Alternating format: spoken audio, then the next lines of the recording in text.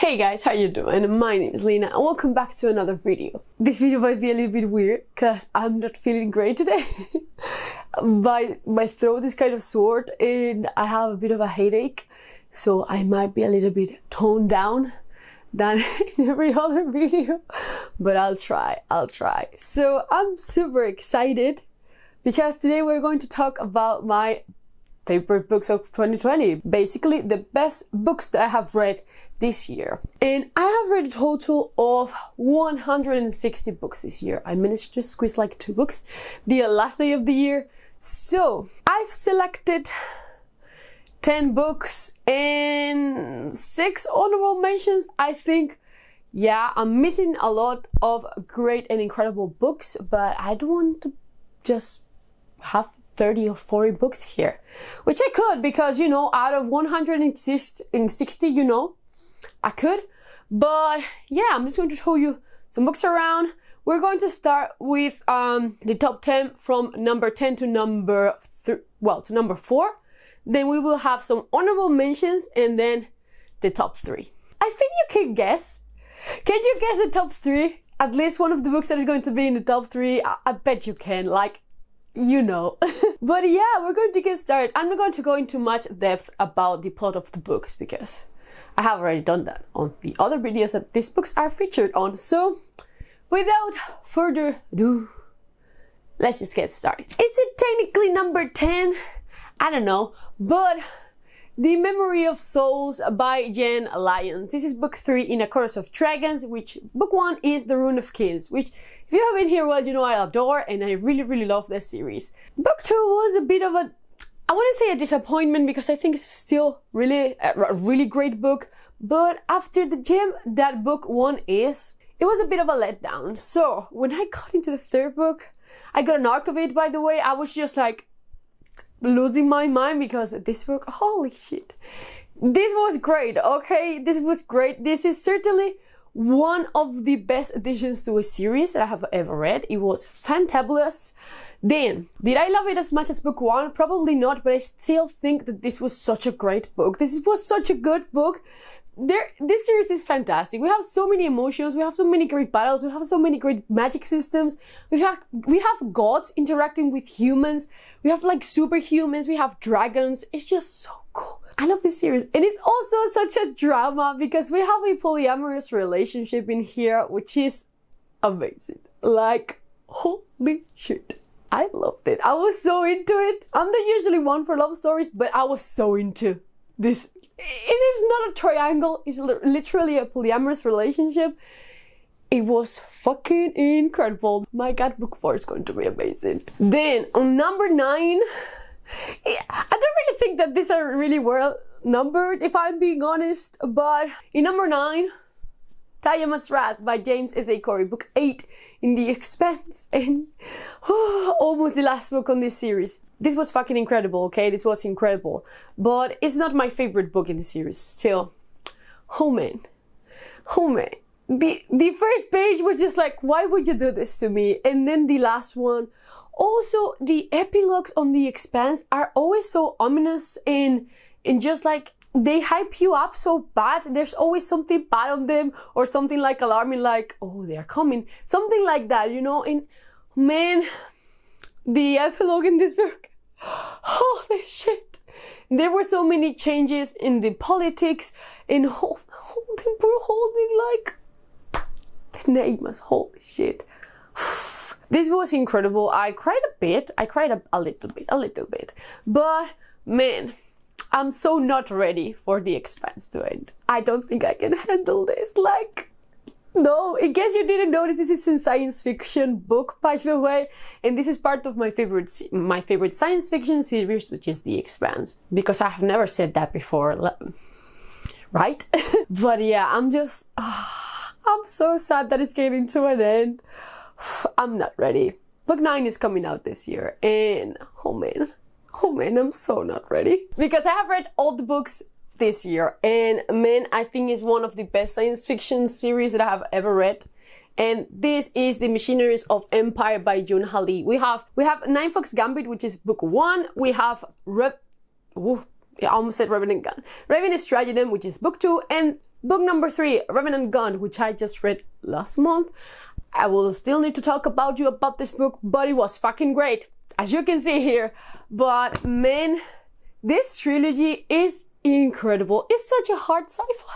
It's just like, the first book doesn't make any sense. Like, you will be following it and you will be just like, what the hell is going on?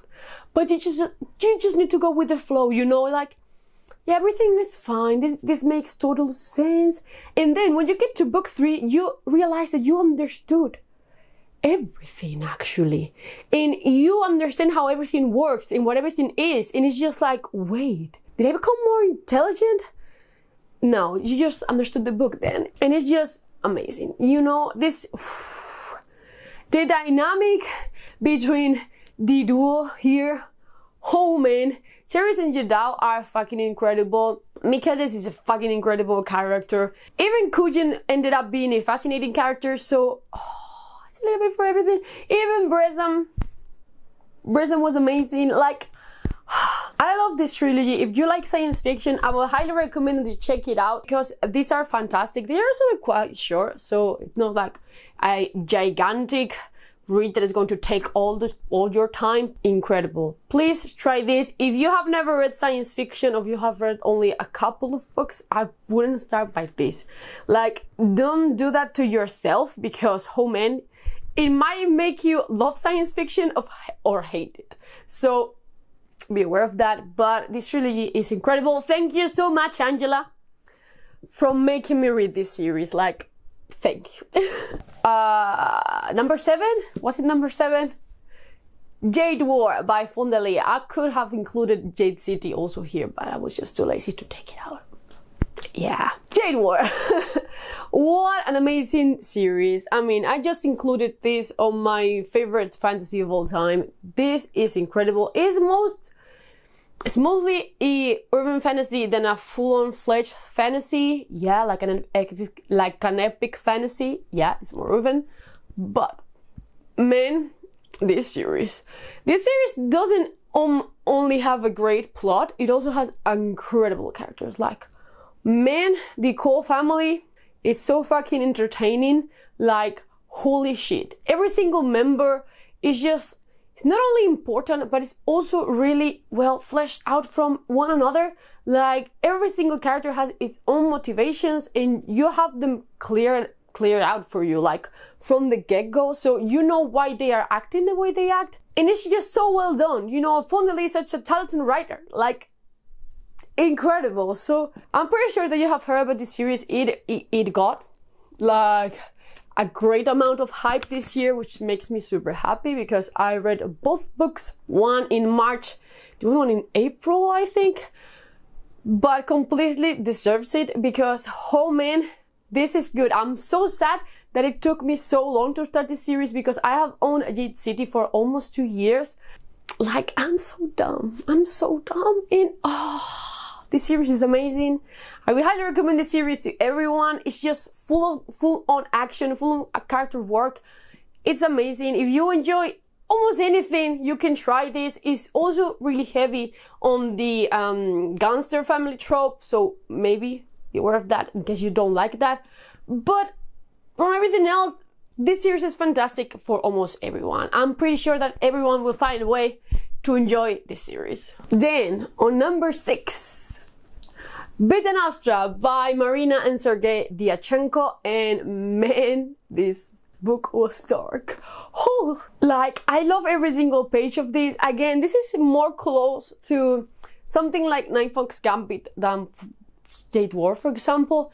This is extremely kind of convoluted, philosophical, complex read. Like, whoa, you won't understand anything. Just like the main character. The main character doesn't understand anything until over the halfway point of the book, maybe. But it has a reason. Like, it's not like making the whole story obscure for no reason, like some books do. This has a reason, and the reason is that to understand the kind of magic that we have here, you first need to kind of evolve. Let's just call it that, evolve, and then you will be able to understand the magic. So we don't understand, as the readers, anything until Sasha evolves and then she understands almost all of it. Not all of it because that's impossible. But yeah, you go along with her even though the narrator is omniscient. Is that even a word? It's a really slow build up to a great novel. It's just, this book blew my mind. Like, oh man, I knew that I was going to enjoy it because, you know, Russian Dark Academia, so it had to be terrible for me to not like it. But I loved it. I loved it. I ate this book in 2 days. I couldn't stop listening to it. Even when I finished it, I was still thinking about the book. I was still thinking about the subject of the book, of all the magic of how it works, because it's also related to language.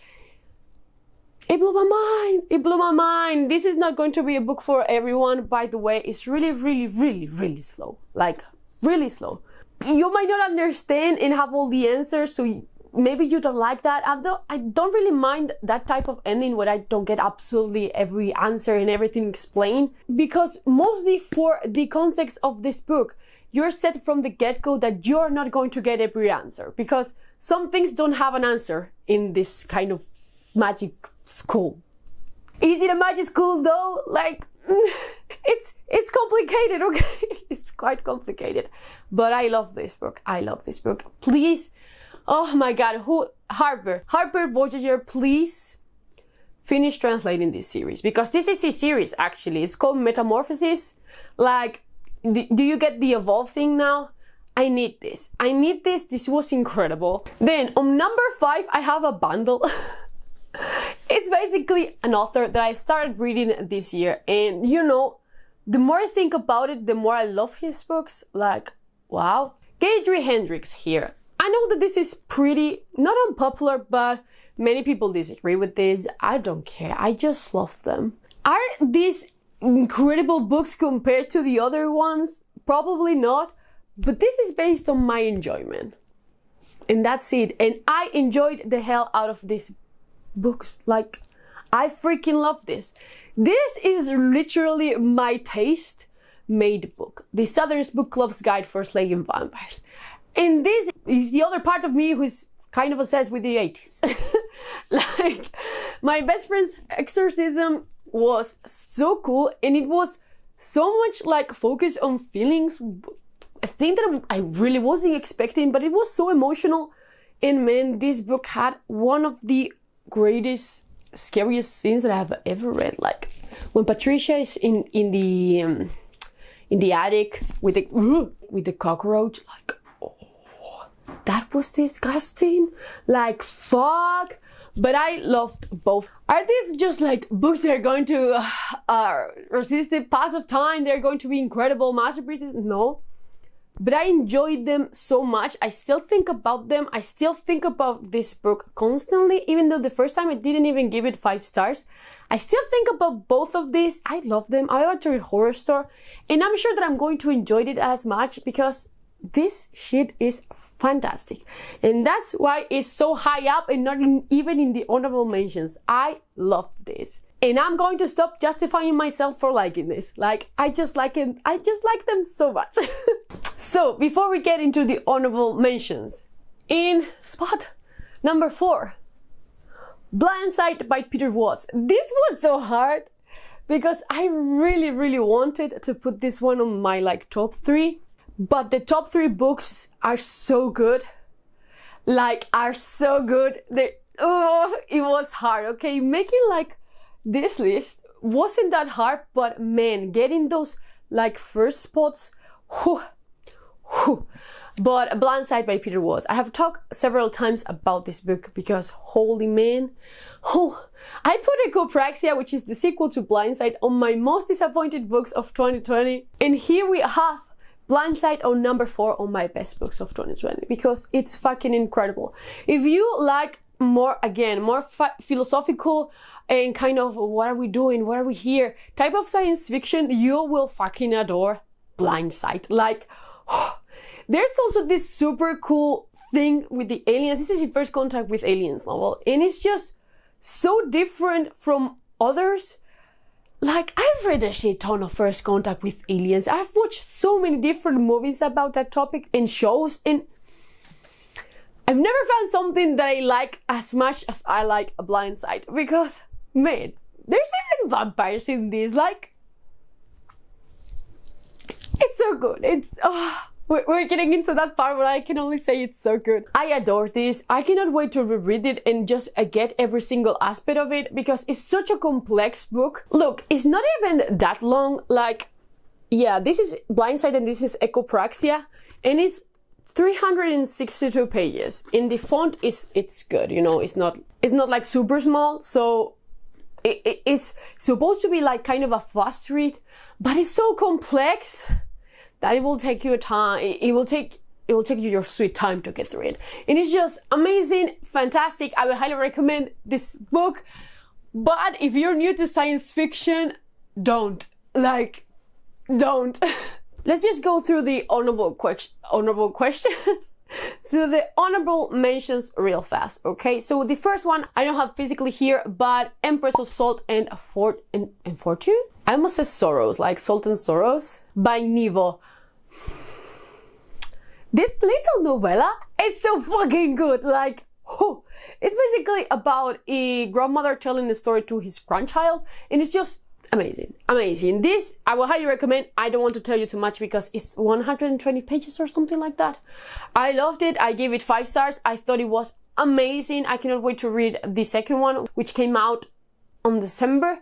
I really need to get to that one, but it's just great. It was great. I cannot tell you anything else. The characters were fucking amazing. The short little story was fucking great. Like, so good. Read this book. Like, read it. Then, of fucking course, The Burning God by R.F. Kuang. This was kind of number 11 on the list, you know. So it was tough, but I really like this book. The thing is kind of my least favorite book of the trilogy, so it didn't feel right, like, putting it on the list, but still think that this was one of the best books that I read this year. Like, I know that some people disagree with, especially with the ending, but I thought it was great. I thought it was done on point. It made total sense. I hate when finals, when endings are just like, oh, let's just be happy, let's go. No.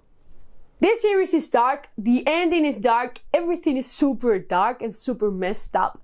And I love that R.F. Kuang decided to go to that route, because it was a win. I love this. I will read anything by this author because she is incredibly talented, like, incredible. I cannot wait to see what she comes out next. And I'm really sad that Rin's story has come out to an end. I don't really want to see more in this world, if I'm being honest. I would love like a prequel series or something, but this was incredible. Try the Poppy War, it's just so damn good. Then, quick mention, because I put this on my, again, honorable mentions in my best, in my favorite fantasy series of all time, Scarlet Ties by David Hare. I freaking adore this book. Oh man, I think that I'm going to love this series. I cannot wait to jump into book 3. A Memory Called Empire by Arkady Martin. This is one of the best science fiction books that I have read this year. And I cannot wait for A Desolation Called Peace, which is book 2. This is a science fiction book that focuses a lot in the political intrigue aspect of this empire. And it's fucking amazing. We follow an ambassador and she discovers that her predecessor was killed, and she's starting to figure out everything, and she started to learn the culture of this Texacan empire, and it's just amazing. It's a really slow book. It doesn't have a tons of action, so you might not love it as much as I did, but I love political intrigue. This book, it's incredible. It's just like, so damn good. I really cannot wait for the next one. I'm super excited. I'm going to reread this book before the other one because, man, I love this book. I love this book so much. Then scratch science fiction, put fantasy, and then we have The Traitor by Cormorant by Seth Dickinson. Because I love this book exactly for the same reasons as I love A Memory Called Empire. These books are not similar in any way, except that we really focus, again, on the political intrigue aspect of everything. But in here, we are basically conquering new lands. And we are set on the side of the bad guys. And it's just so nice, so nice. Baru wasn't really a likable character, no, but man, I supported her. Like, whew, the things she went through, I saw that ending coming a little from kind of a mile away, but I still really loved it because it was how it was supposed to be. And I love that. Like, just like, yes, well done. So I freaking adore this. I didn't even give this one 5 stars because it's even kind of slow for me. Like it's really, really slow. But this is going to sound so like nerdy. I love to see how in conquering an empire you have to have like so many different elements on consideration. For example, we even touched on the economy and how we are going to change it, and like canceling the actual culture and then introducing the one from the empire so you can have more control over them, and then getting hold of the economy.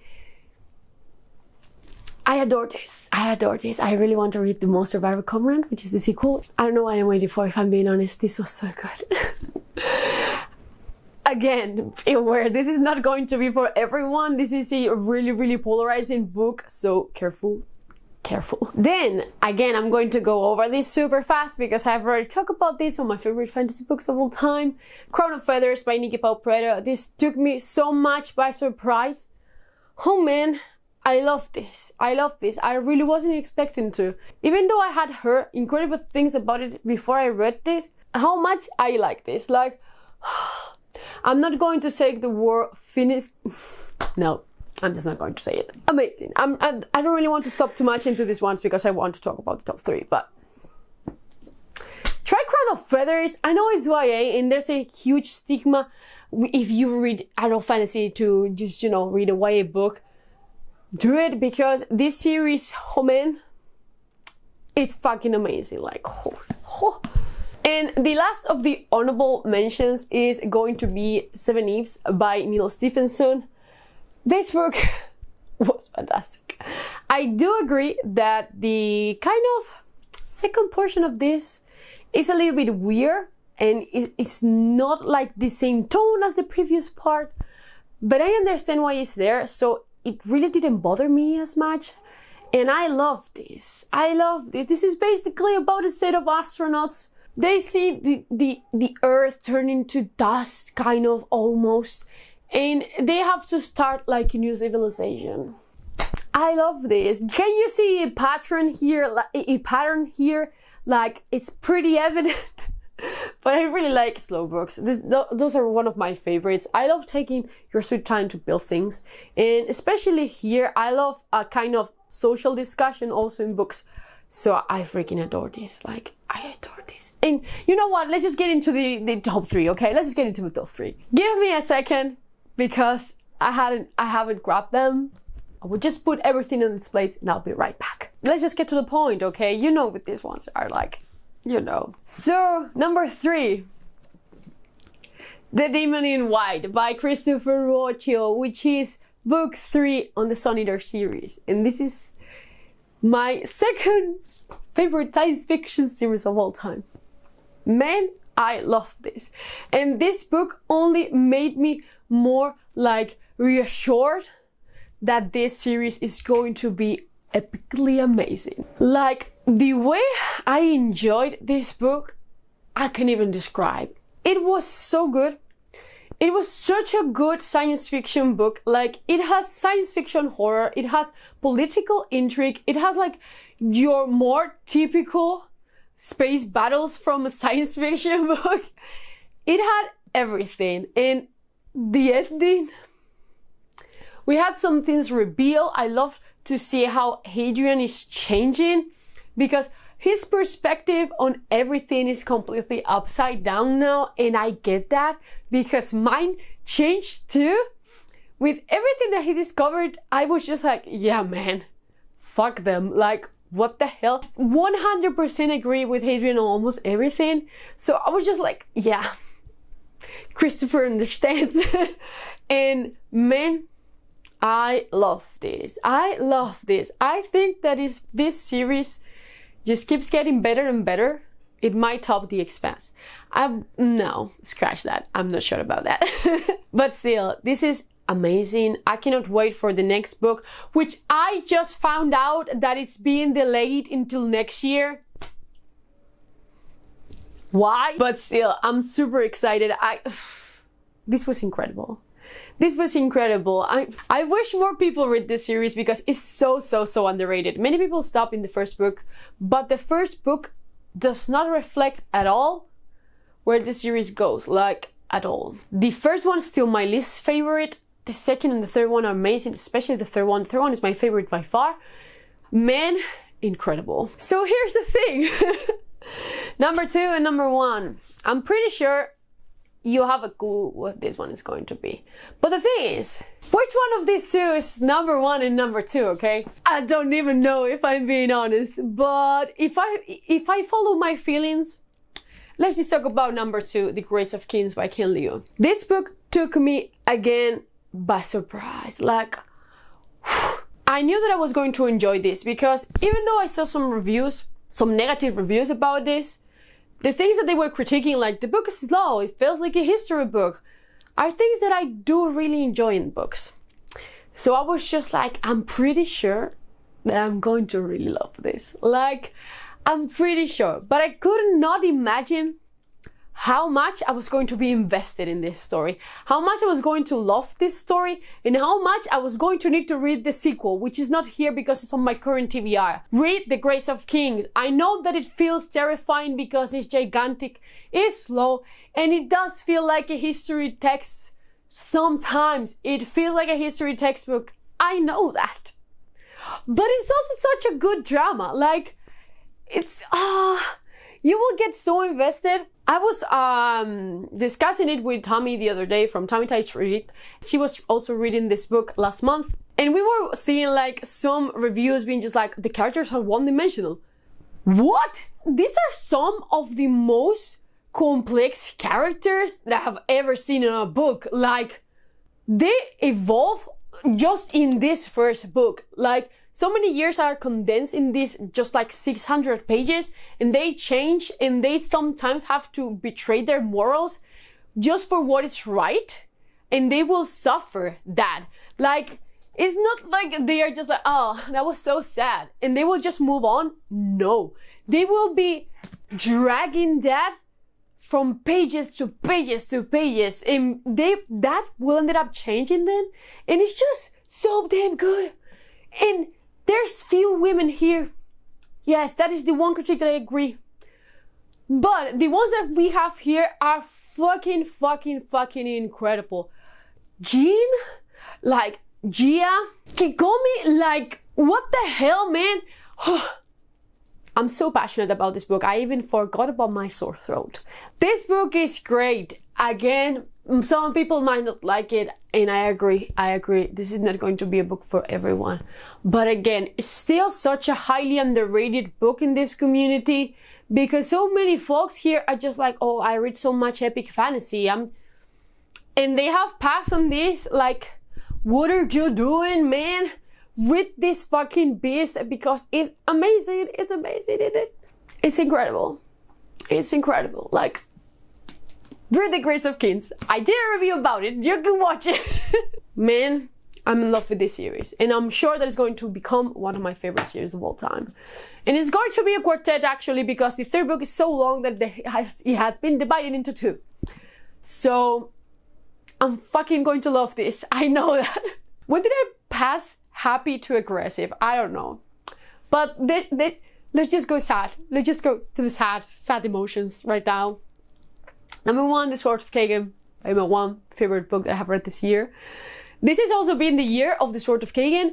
Thank God, I don't know why, but this book has been getting so much buzz lately. It also won the SPFBO of this year, which makes my heart so full and happy because it deserves so much more. Like, this book is so good. It's just, I cannot tell you enough times how good of a book this is.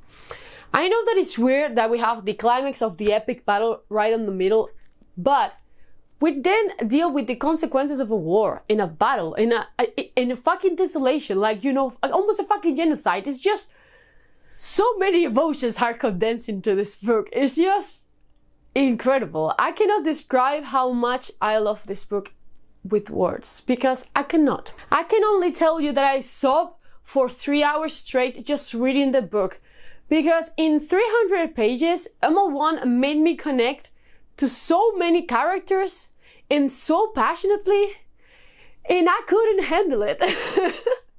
Like, I don't cry with books. I have cried with The Expanse, because it's the 8th book on a series. Like, I'm invested in that character.